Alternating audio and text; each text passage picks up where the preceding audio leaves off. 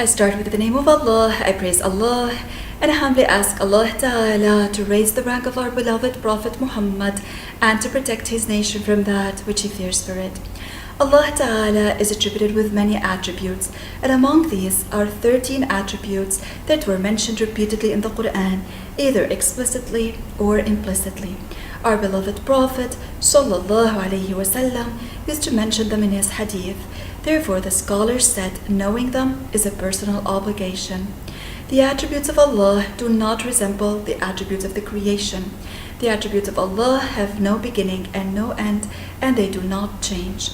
The first among these 13 attributes that we'll mention is existence. Allah Ta'ala has no beginning and no end to his existence.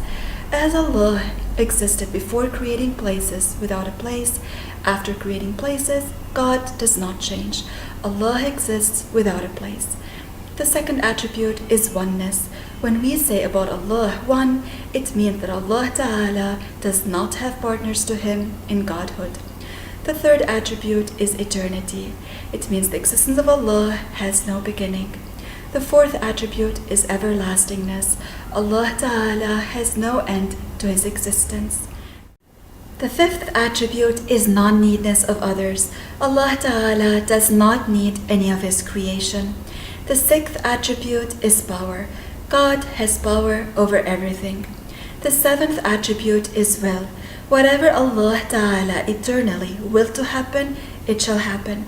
And whatever Allah did not will to happen, it will never happen. The eighth attribute is knowledge. Allah Ta'ala knows about everything. God knows about things before they happen. The ninth attribute is life.